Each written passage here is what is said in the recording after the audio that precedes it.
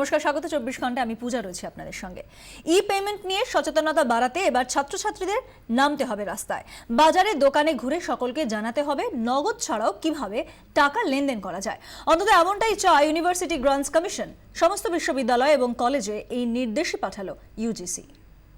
College বিশ্ববিদ্যালয়ের সমস্ত টাকার লেনদেন করতে হবে অনলাইনে বা ডেবিটে, ক্রেডিট কার্ডে। কিছুদিন আগেই দেশের সমস্ত বিশ্ববিদ্যালয়ে এমনই নির্দেশ পাঠায় ইউজিসি। আর এবার কলেজ বিশ্ববিদ্যালয়ের ছেলে মেয়েদের ই লেনদেন নিয়ে সচেতনতা তৈরির কাজে লাগাতে চায় ইউজিসি। বিত্তীয় সাক্ষরতা অভিযান নামে এই ক্যাম্পেইনে প্রত্যেক বিশ্ববিদ্যালয়কে বলা হয়েছে তাদের ছাত্রছাত্রীদের ই পেমেন্ট নিয়ে শিক্ষিত করতে। এনসিসি ক্যাডেট এবং এনএসএস ইউনিটকে দোকানে বা বাজারে গিয়ে ই পেমেন্ট প্রচারের কাজে লাগানোর পরামর্শ দেওয়া হয়েছে। যে সমস্ত ভলেন্টিয়ার রয়েছে তাদেরকে বলবো যে আশেপাশে আমাদের যে সমস্ত শপস রয়েছে সেইখানেতে যদি কেউ চায়, ওরা যাবে, যে কেউ যদি সাহায্য চায় কিভাবে ব্যবহার করতে হয়, কেউ যদি জানে না এরকম থাকে, তাহলে অবশ্যই তারা সাহায্য করবে। যে সমস্ত জায়গাতে এগুলোকে যদি ওরা কিভাবে ইউজ করতে হবে সেটা শেখাতে পারে, তো অবশ্যই তো সেটা সোসাইটির পক্ষে মঙ্গল। কাজে আমরা চাইবো যে ওরা করবে। 12 ডিসেম্বর থেকে 12 জানুয়ারি পর্যন্ত এই সংক্রান্ত প্রচার চালানোর নির্দেশ দিয়েছে ইউজিসি। শুধু প্রচার করলেই হবে না, কেমন প্রচার চলছে তার রিপোর্টও রীতিমতো ইউজিসিকে পাঠাতে নির্দেশ দেওয়া হয়েছে। ক্যামেরায় দেবজ্যোতির সঙ্গে শ্রেয়সী গাঙ্গুলের রিপোর্ট, 24 ঘন্টা। এনে কথা বলবো, আমরা চলে যাব নিউজ রুমে। আমাদের প্রতিনিধি রয়েছেন শ্রেয়সী গঙ্গোপাধ্যায়। শ্রেয়সী, রাজ্য সরকার তাদের এই বিষয়ে ঠিক কি মতামত এবং তারা কি বলছেন? দেখো, এই গোটা বিষয় নিয়ে আগামীকাল একটা ভিডিও কনফারেন্স হওয়ার কথা রয়েছে এবং সেই ভিডিও কনফারেন্স যেটা হওয়ার কথা রয়েছে সেখানে ইতিমধ্যেই কিন্তু রাজ্যের সমস্ত বিশ্ববিদ্যালয়ের উপাচার্যদের কাছে ইউজিসির পক্ষ থেকে মেল করা হয়েছে যে তারা যেন সেই ভিডিও কনফারেন্সে উপস্থিত থাকেন। সেক্রেটারিকেও বলা হয়েছিল যে তিনিও যেন এই ভিডিও কনফারেন্সে উপস্থিত থাকেন। সেখানে কেন্দ্রীয় মানব সম্পদ উন্নয়ন মন্ত্রী প্রকাশ জাভড়েকর নিজে তিনি থাকবেন এবং তিনি বলবেন যে কিভাবে এই গোটা প্রজেক্টটা তারা চাইছেন এগিয়ে যাক ইত্যাদি।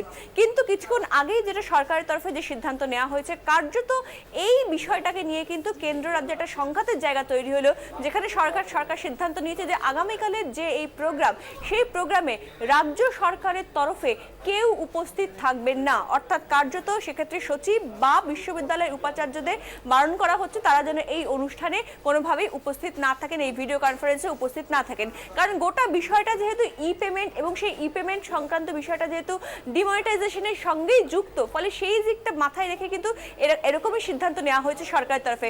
ফলে গোটা বিষয়টা কিন্তু এই মুহূর্তে দিল্লিতে আমরা পার্লামেন্টে যেভাবে যে সংঘাতে পরিবেশ দেখতে পাচ্ছি এই ডিমনিটাইজেশন ইস্যু নিয়ে কেন্দ্র এবং বিরোধীদের মধ্যে, কার্যত আগামীকালের বৈঠক নিয়েও কিন্তু সেই বিষয়টাই আরো জোরালো হয়ে এলো।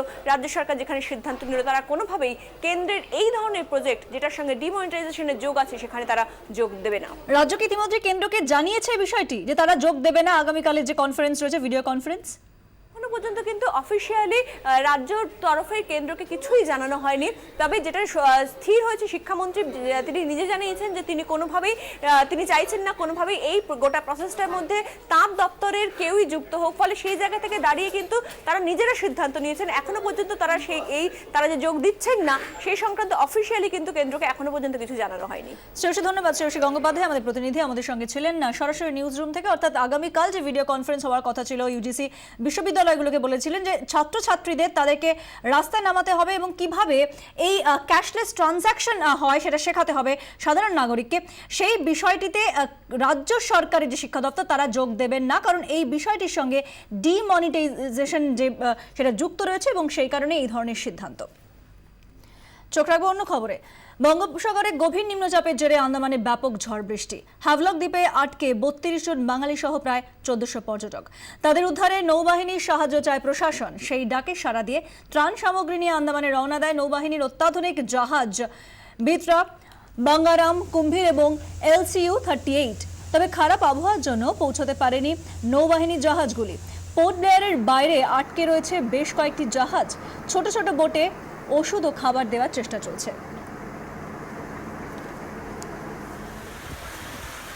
नौबाहिनी मुखपात्र कैप्टन DK शर्मा हमारे संगे रहे टेलीफोन लाइन है। आपको स्वागत है 24 घंटे में।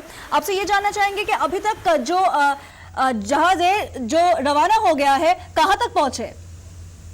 मैडम वो अभी जहाज वहीं पर हैं, हैवलॉक आइलैंड के आसपास ही हैं। 4 जहाज हैं हमारे, उसके अंदर काफी खाने पीने का सामान है, मेडिकल एड है, डॉक्टर्स हैं, डाइवर्स हैं, लोकल एडमिनिस्ट्रेशन है, पुलिस के लोग हैं, बट अनफॉर्चुनेटली हम लोग जा नहीं पा रहे हैं बिकॉज मौसम बहुत खराब है और सी स्टेट बहुत रफ है, बहुत तेज हवाएं चल रही हैं और हम जैसे ही हमें पहला मौका मिलेगा हम we will enter harbour and start extracting the people and carry on with our evacuation process. क्या खबर मिल रहा है आपको कि कितना टाइम लग सकता है? मैडम अभी स्टार्ट ही नहीं हुआ है बिकॉज मौसम बहुत खराब है and we are waiting just outside the harbour and you will also be getting the reports that people are seeing our ships but unfortunately we can't enter over there because of the bad weather. শুক্রিয়া। DK Sharma নৌবাহিনীর মুখপাত্র আমাদের সঙ্গে ছিলেন এতক্ষণ telephone লাইনে। আটকে পড়ে এই রাজ্যের পর্যটকেরা সুস্থ আছেন, তাদের ফেরাতে সব রকম চেষ্টা করছে রাজ্য সরকার, জানিয়েছেন পর্যটন মন্ত্রী গৌতম দেব। হ্যাবলকে কিছু বাঙালি পর্যটক আছেন কিন্তু তারা সুস্থ আছেন, তাদের হসপিটালিটি এবং তাদের অ্যাকোমোডেশন এবং ফুডের কোনো সমস্যা নেই। আবহাওয়া প্রতিকূল আছে তাই তাদের পোর্ট ব্লেয়ারে নিয়ে আসা সম্ভব হচ্ছে না। আবহাওয়া অনুকূল হলে তাদের পোর্ট ব্লেয়ারে নিয়ে আসা হবে। বড় জাহাজগুলো সমুদ্রে যাতায়াত করতে পারছে না, নেভির সাহায্য নেওয়া হয়েছে কিন্তু এখনো আবহাওয়া ফেভারেবল হয়নি, যার জন্য তাদের আনতে একটু সময় লাগছে। কিন্তু পোর্ট ব্লেয়ার থেকে কলকাতা বিমান চলাচল ব্যবস্থা স্বাভাবিক আছে। আমাদের আধিকারিকরা তারা প্রতিনিয়ত যোগাযোগ রাখছেন পোর্ট ব্লেয়ার এবং হ্যাবলকের সাথে, যখন যেরকম পরিস্থিতি হচ্ছে সেইভাবে তারা কন্ট্যাক্টে আছেন, টাচে আছেন এবং সমস্ত পর্যটকরা সুস্থ স্বাভাবিক আছেন।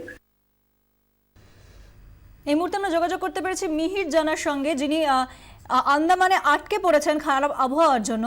মিহিরবাবু, আপনাকে স্বাগত 24 ঘন্টায়। এই মুহূর্তে ঠিক কি পরিস্থিতি আপনি যেখানে রয়েছেন সেখানে, এবং আপনারা কিরকম রয়েছেন?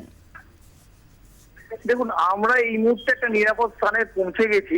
তো আমরা কালকেই আমরা ওখানে এসেছি এবং আসার পরে থেকে এত দুর্যোগ অবস্থা খারাপ, সেই জন্য আমরা আজকে ফিরত রিটার্ন টিকিট কেটে ফিরত যাচ্ছিলাম। তো একটার সময় আমাদের ফ্লাইট ছিল, সেইটা ক্যান্সেল হয়ে বললো দুটোর সময় পড়ার পর বললো 3:10 ছাড়ো, এই 4:10। তো 4:10 পর 4:30 সময় বললো ফ্লাইট ক্যান্সেল, কোনো ফ্লাইট নামতে পারছে না, উঠতে পারছে না, কোনো রকমের ব্যবস্থা নেই। আমি বললাম তাহলে যাওয়ার ব্যবস্থা কি করে হবে? তো বললো যাওয়ার আমরা কিছু বলতে পারছি না, আমরা এই মুহূর্তে তোমাদের বাইরে বেরিয়ে যেতে হবে। তো আমি বললাম ফোনে জানাবো। তো আমি বললাম তাহলে আমার থাকার ব্যবস্থা করে, বললো না থাকার ব্যবস্থা আমাদেরই করতে হবে। তো এরকম একটা অবস্থা থেকে আমরা তো 9 জন আছি। তো এরকম ঘুরতে ঘুরতে একটা পেয়েছি একটা জায়গায়, কোনো রকমের মোটামুটি 2টো রুম পেয়েছি, কেন সব হোটেল তো বুকিং, তো কেউ তো ছাড়তে চাইছে না এবং প্রচন্ড বৃষ্টি, রাস্তাঘাটে কিছু দেখাচ্ছে না, লাইট ফাইট অফ হয়ে গেছে প্রায়, হ্যাঁ দোকান বন্ধ, এই অবস্থা একটা হয়ে গেছে। আমরা এয়ারপোর্ট থেকে একটু দূরে আছি, প্রায় আধা ঘন্টা দূরে আছি আর কি, এই আমরা জায়গায় চলে এসেছি। খাবার জল এগুলো কি রয়েছে আপনাদের সঙ্গে? হ্যাঁ, খাবার বা জল এগুলো রয়েছে আপনাদের সঙ্গে? না না না, খাওয়ার ওসব কিছু নেই। আমরা একটা হোটেলে যাচ্ছি, এখন এই রাস্তা দিয়ে আছি, দেখি একটা হোটেল কোনো জায়গায় মানে খাবারটা কোন জায়গায় পাওয়া যায়, কারণ এখানে তো কোনো কিছু একটা জায়গা তো একরকম, একটা দ্বীপের মতো জায়গা। খুবই অবস্থাটা খারাপ অবস্থার মধ্যে রয়েছে, খুব উদ্বেগের মধ্যে রয়েছে। আমরা পৌঁছতে পারবো কিনা আমি তাও বলতে পারছি না, কালকে কিভাবে হবে। আপনারা নিজেদের খেয়াল রাখুন। মিহির জানা আমাদের সঙ্গে ছিলেন এতক্ষণ টেলিফোন লাইনে, এবং আন্দামানে আটকে পড়া পর্যটক তিনি যেরকম বললেন যে আবহাওয়া খারাপ এবং সেখানে কোনো মতে তারা ঠাঁই পেয়েছেন একটি হোটেলে, খাবার দাবার কিছু নেই, তবে কিভাবে ফিরবেন সেই চিন্তাও এই মুহূর্তে তাদের রয়েছে। আন্দামান নিকোবর দ্বীপপুঞ্জের কাছে বঙ্গোপসাগরে ঘনীভূত নিম্নচাপ অতি গভীর নিম্নচাপে পরিণত হয়েছে। সে কারণে আগামী 24 ঘন্টায় ওই এলাকায় প্রবল বৃষ্টির সম্ভাবনা রয়েছে, এমনই পূর্বাভাস আবহাওয়া দফতরের। আবহাওয়া দফতর জানিয়েছে আগামী 72 ঘন্টা অতির গভীর নিম্নচাপে পরিণত হতে পারে ঘূর্ণিঝড়ে। সে কারণে ওই এলাকায় বন্দর কর্তৃপক্ষ ও মৎস্যজীবীদেরও সতর্ক করা হয়েছে।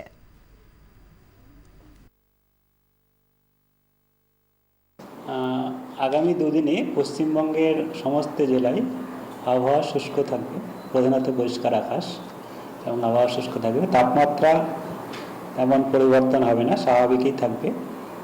আর আন্দামানে এখন যে বৃষ্টিপাত হচ্ছে, এটা একটা গভীর নিম্নচাপ তৈরি হয়েছে বঙ্গোপসাগরে, দক্ষিণ পূর্ব বঙ্গোপসাগরে এটা তৈরি হয়েছে।